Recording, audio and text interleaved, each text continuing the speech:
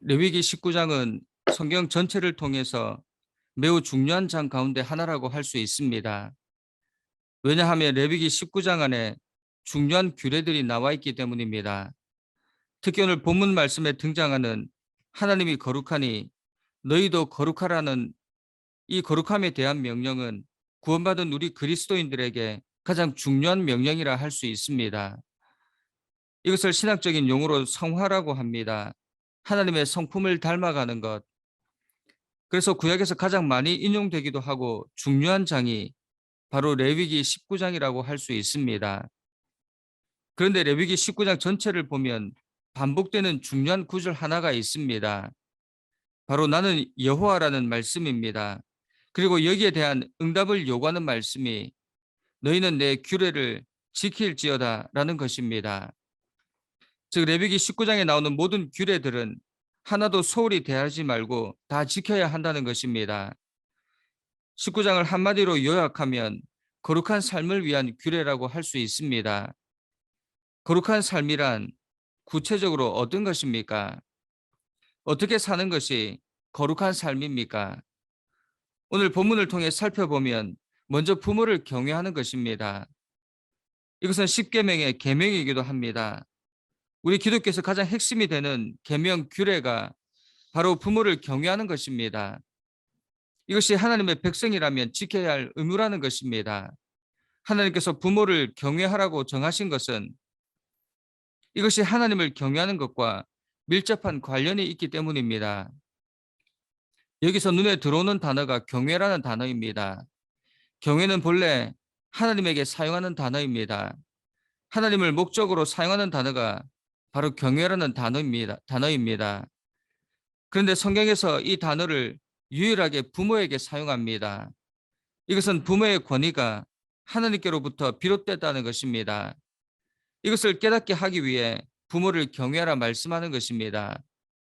레위기 19장에서 하나님의 백성이 지켜야 할 종교적 기본 의무를 언급하기 앞서서 부모 경외를 먼저 명하신 것은 인간이 태어나 처음 삶을 시작하는 곳이 가정이고 거기서 처음으로 접하는 사람이 부모이기 때문입니다. 하나님으로부터 부여된 권위를 가졌으며 또한 하나님의 명령에 의해서 마땅히 존경해야 할 눈에 보이는 부모를 경외하지 않는 자라면 결국 눈에 보이지 않는 하나님도 경외하지 않을 것이기 때문입니다. 부모를 경외함으로 우리의 하늘 아버지이신 하나님 경외하는 것도 배우게 됩니다. 그래서 성경은 하나님과 그의 백성의 관계를 부모와 자식의 관계와 자주 연관시켜 설명하는 것입니다. 만일 우리가 부모를 경외하기를 배우지 못한다면 결코 하나님을 경외할 수 없습니다. 또 하나님을 경외하는 자라면 당연히 그 부모에게 경외하게 됩니다. 성경은 언제나 부모 경외하는 것을 사람들 사이의 첫 번째 계명으로 제시하고 있습니다. 그리고 이것을 지켰을 때 풍성한 축복과 약속을 허락하고 있습니다. 조선 왕조 시대에 아주 지혜로운 임금이 있었습니다. 그가 어느 날 백성들을 시찰하는 도중 임금님을 뵙고 싶어 하는 팔순 노모를 위해 십리길을 업고 온 젊은이에게 감동을 받아 후한 상금을 내렸습니다. 이 소문은 금세 퍼져나갔고 또 다른 마을에 불효자로 소문난 젊은이가 상금을 받기 위해 자신의 어머니를 업고 임금님을 맞이했다는 것입니다. 그랬더니 옆에 있는 동네 사람들이 소리를 지르기 시작합니다. 임금님, 저놈은 말도 안 되는 불효자식입니다. 이때 임금님이 조선 역사에 남을 만한 아주 유명한 명언을 남겼습니다. 그만두어라. 저 사람에게도 상을 내려라. 효도는 흉내라도 내는 것이 아름다우니라. 2000년 전 예수님이 십자가에 못 박히실 때 7말씀을 남기셨습니다. 이때 남긴 말씀 중 세 번째 말씀이 십자가 아래에 있는 요한에게 옆에 있는 그가 바로 내 어머니이니라. 내 어머니로 모셔라. 예수님은 죽음을 앞두고도 끝까지 어머니 마리아를 챙겼습니다. 왜 우리가 부모를 경외해야 합니까? 이것을 통해 우리가 누구를 경외할 수 있습니까? 하나님, 부모 공경을 통해서 하나님을 닮아가는 것입니다. 이것이 바로 거룩한 삶입니다. 거룩한 삶은 무엇을 안 하는 것이 아니라 뭔가를 해야 합니다. 그것이 바로 거룩한 삶의 가장 중요한 규례 중 하나라고 성경은 가르칩니다. 그렇습니다. 우리가 진정으로 하나님의 백성이라면 마땅히 부모를 섬겨야 합니다. 우리의 신앙이 깊으면 깊을수록, 우리가 하나님을 경외하면 할수록 그에 비례해서 부모님을 더욱 경외해야 합니다. 그런 면에서 부모님을 경외하지 않는 자의 신앙은 결코 진실된 신앙이라 할 수 없습니다. 그러므로 여러분, 우리 부모님을 진심으로 공경합시다. 하나님을 대하듯, 하나님을 섬기듯 부모님을 경외합시다. 이것이 우리가 땅에서 잘 되고 장수하는 비결이며 우리의 삶이 거룩으로 나아가는 길입니다. 두 번째로, 거룩한 삶은 안식일을 지키는 것입니다. 안식일은 전적으로 주님의 날입니다. 온전히 드려져야 합니다. 3절을 보면 하나님은 이스라엘 백성들에게 나의 안식일을 지키라 명령하셨습니다. 여기서 우리가 주목해야 할 것은 하나님께서 안식일을 나의 안식일이라고 하셨다는 것입니다. 하나님이 안식일의 주인임을 분명히 밝히셨습니다. 하나님께서 안식일이 당신의 소유된 날임을 분명히 밝히신 이유는 이 안식일이 단순히 아무 일도 하지 않고 편안히 쉬는 날이 아니라 오히려 모든 생산 활동을 중단하고 전적으로 하나님께 드려져야 하는 날임을 강조하기 위한 것입니다. 그래서 안식일에 이스라엘 백성들은 하나님을 위한 일 외에는 모든 일을 금지했습니다. 그런데 우리가 안식일에 대해 알아야 할 것은 이날은 모든 생산 활동을 중단하지만 하나님을 예배하는 일은 다른 날보다 더 강조되어져야 한다는 것입니다. 우리의 마음을 다해 하나님을 예배해야 합니다. 우리가 안식을 취하는 가장 중요한 방법이 바로 하나님을 예배하는 것이라는 사실입니다. 하나님을 만나야 우리는 안식을 취할 수 있습니다. 하나님을 만날 때 마음의 평화가 오고 마음의 은혜가 넘쳐나게 됩니다. 어거스틴은 고백록에서 이렇게 이야기합니다. 인간의 영혼이 하나님을 만날 때 참된 안식을 얻을 수 있다. 우리가 참된 안식을 얻고자 한다면 하나님을 만나야 합니다. 여러분, 우리가 하나님을 사랑한다면서 하나님을 만나기 위해 시간을 내지 않는다면 하나님을 사랑하는 것이 아닙니다. 그래서 안식일에 성전에서는 특별한 제사를 하나님께 드렸습니다. 그리고 성전에서 제사를 드릴 수 없었던 포로시대와 그 이후부터는 안식일에 모든 유대인들이 회당에 모여 하나님의 말씀을 배웠다는 것입니다. 안식일은 단순히 사람들의 오락과 휴식을 위해 있는 날이 아닙니다. 그런데 일부 성도들 중에 주일 일찍 예배를 드리고 산으로 들로 놀러 갈 계획을 세우는 사람들이 있습니다. 이것은 거룩한 삶이 아닙니다. 거룩한 삶은 안식일을 온전히 하나님께 드려야 합니다. 그러기 위해서 시간을 따로 구별해서 하나님께 드려야 합니다.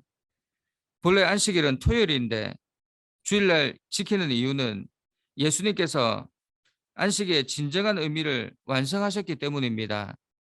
주님께서 부활하심으로 참된 안식과 생명을 주셨습니다. 그래서 주님의 부활 이후 그리스도인들은 예수 그리스도께서 부활하신 안식 후 첫날을 주님의 날로 지키게 된 것입니다. 즉 구약시대 안식일은 신약시대 주일로 개성된 것입니다. 그러므로 우리는 주일을 단순히 편히 쉬는 날로 생각해서는 안 됩니다. 하나님의 은혜에 감사하며 하나님께 온전히 드려야 합니다. 여러분은 어떠십니까? 주일을 주님의 날로 온전히 드리고 있습니까? 이 날은 결코 인간을 위한 날이 아니라 하나님을 위한 날입니다. 여러분은 이 날을 어떻게 지키고 있습니까? 주일 교회에서 봉사하며 하나님을 위하여 시간 드리기를 아까워하지 않습니까? 혹 예배와 봉사는 형식적인 것이고 오락과 즐기는 일에만 마음을 두고 있지는 않습니까? 그렇다면 이것은 결코 주일을 온전히 지키는 것이 아닙니다. 진정한 주일 성수란 어떤 의식을 행하는 것이 아니라는 것입니다. 우리 중심이 온전히 하나님을 향하고 그 은혜에 감사하며 오직 하나님만을 위해 하루를 사는 것입니다. 여러분, 이제부터 주일을 그 주인이신 하나님께 돌려드립시다. 그날은 결코 우리의 날이 아니라 하나님의 날임을 인정하고 전적으로 주님만을 위해 하루를 살기를 부탁드립니다. 그럴 때 하나님께서 부어주시는 넘치는 축복과 은혜로 우리의 영과 육이 안식과 평안을 누리게 될 것입니다. 이것이 거룩한 삶으로 나아가는 비결입니다. 마지막으로 거룩한 삶은 헛된 것들에게로 향하지 말아야 합니다. 이전 성경에서는 헛것을 위하지 말라라고 번역하고 있습니다. 이것은 우상 숭배하지 말라는 말씀입니다. 하나님께서 우상을 헛것이라고 표현한 이유는 그것이 어떤 능력도 권세도 없는 무가치한 존재이기 때문입니다. 우상은 인간이 손으로 만든 것으로 듣지도 먹지도 못하고 냄새 맡지도 말하지도 못할 뿐만 아니라 사람에게 아무런 도움을 주지 못하는 지극히 허무한 존재입니다. 그렇다면 인간이 왜 이처럼 무가치한 존재를 섬기게 된 것입니까? 그 이유는 그들이 타락함으로 마음이 허망해졌기 때문입니다. 인간은 본래 하나님과 교제하며 그를 섬기는 존재로 지원받았는데 타락한 이후 하나님과 관계가 단절되고 더 이상 그분과 교제할 수 없게 되었습니다. 그렇게 되자 인간은 그 안에 종교적 갈망을 채우기 위해 하나님을 대신할 다른 것을 만들고 그것을 섬기게 된 것입니다. 이것이 바로 우상입니다. 우상은 인간의 허망한 생각이 만들어낸 지극히 헛된 것입니다. 결코 섬김의 대상이 될 수 없는 자격이 없는 존재들입니다. 우리가 섬겨야 할 분은 유일하신 하나님 한 분뿐이라는 사실입니다. 하나님 외에는 그 어떤 것도 섬김의 대상이 될 수 없습니다. 오히려 인간에게 죄만 더할 뿐입니다. 그럼에도 오늘날 많은 사람들이 하나님이 아닌 헛된 것을 섬기고 있습니다.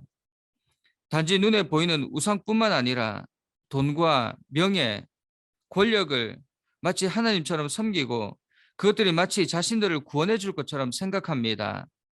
여러분, 그것들은 잠시 우리의 탐욕을 채워줄 수는 있어도 결코 우리의 본질적인 문제, 구원을 가져다 줄 수는 없습니다.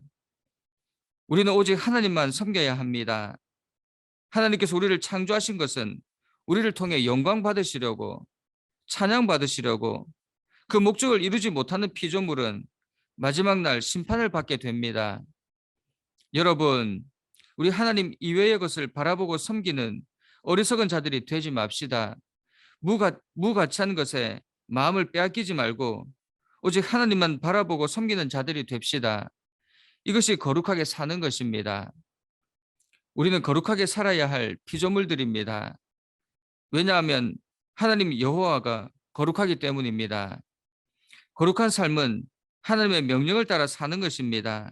하나님의 명령은 부모를 경외하고 안식일을 지키며 헛된 것들에 마음을 두지 않는 것입니다. 우리 오늘 하루 이 하나님의 명령을 지키며 살기를 간절히 축원합니다. 그리하여 온전히 거룩한 삶을 사는 산정연교회 모든 성도들이 되기를 소원합니다. 함께 기도하겠습니다. 사랑하는 하나님, 이 세상에서 하나님의 성품을 닮아 살아가는 것이 왜 이렇게 어려운지요? 우리 그리스도인들이 가장 중요한 것이 거룩함에 대한 명령인데 우리의 삶은 거룩과는 거리가 멀어져만 갑니다. 부족하지만 오늘 말씀처럼 부모를 경외하는 삶 살게 하옵소서. 하나님의 백성이라면 지켜야 할 의무가 부모를 경외하는 것인데 지금까지 그렇지 못했다면 회개하고 하나님께서 허락하신 부모님을 정성을 다해 섬기게 하옵소서. 이것이 거룩한 삶임을 깨닫게 하옵소서. 부모님을 잘 섬기고 경외함으로 하나님도 경외하는 저희들 되게 하옵소서. 또 안식일을 거룩하게 지키게 하옵소서. 하나님의 날 하나님이 기뻐하는 일만 하기 원합니다. 우리의 뜻은 내려놓고 오직 하나님을 예배하는 일만 하는 하루 되게 하옵소서. 무엇보다 헛된 것들을 바라보지 않기를 간절히 소원합니다. 이것이 우상 숭배임을 깨닫고 하나님 외에는 어떠한 것도 섬기지 않는 우리가 되기를 간절히 원합니다. 오늘 하루 거룩해지기 위해 힘쓰는 모두가 되게 하옵소서. 예수님의 이름으로 기도드립니다. 아멘.